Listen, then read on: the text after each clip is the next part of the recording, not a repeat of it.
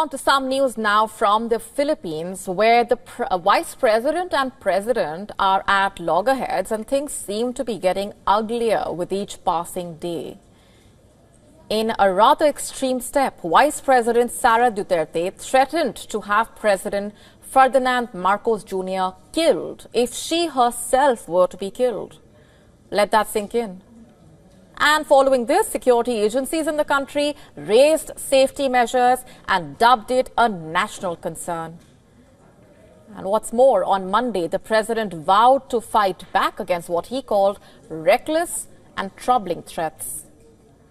Let's break it all down for you. Speaking during a morning press briefing, Duterte reportedly said that she had spoken to an assassin and instructed him to kill the president, his wife, and the House of Representatives Speaker if she were to be killed first. Before making what is being called a brazen threat in a broadcast on her official Facebook page, Duterte said, and I'm quoting here, "This country is going to hell because we are led by a person who does not know how to be a president and who is a liar," quote unquote. Not just that, she warned that her alleged threats are no joke.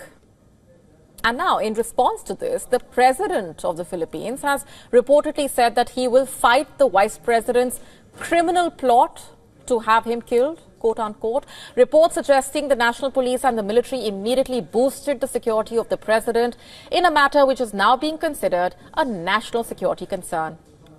The law and order authorities in the Philippines are now investigating the matter closely, which could have consequences for the vice president if proven true, involving prosecution if Duterte's claims are found to be evidence-backed. It's worrying, the statements that we heard from the past days.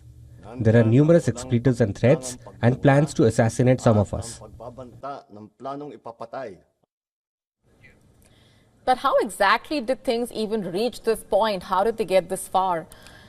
According to reports, Duterte, who is the daughter of the country's former president, Rodrigo Duterte, had previously accused President Ferdinand Marcos Jr. of incompetence. Not just that, Duterte had also said that she imagined killing the president using violent measures. This marks a widening rift between the two most powerful political families in the country. In fact, in June, Duterte resigned from the Marcos cabinet while still remaining the vice president. Reports suggest Sara Duterte and Ferdinand Marcos Jr. are at odds over foreign policy as well as former President Rodrigo Duterte's war on drugs. Over the years, the two leaders had a bitter falling out over key differences, which also includes their approaches to China's aggressive actions in the South China Sea.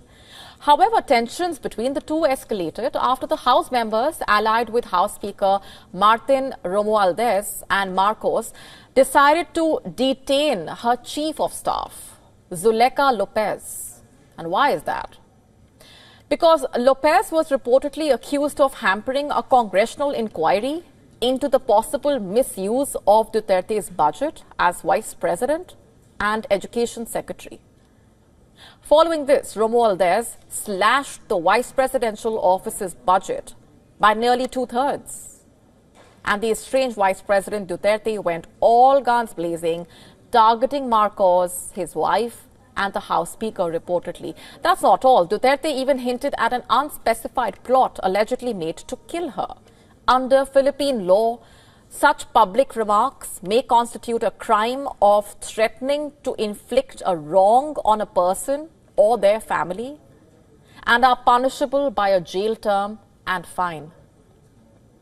At this point, it won't be an exaggeration to say that Philippines is currently facing a national crisis in line with its political crisis. And now, as the country is gearing up for midterm elections in May 2025, which is increasingly being seen as a litmus test for the president's popularity and a chance for him to consolidate power, what lies ahead for the people of the country is the question.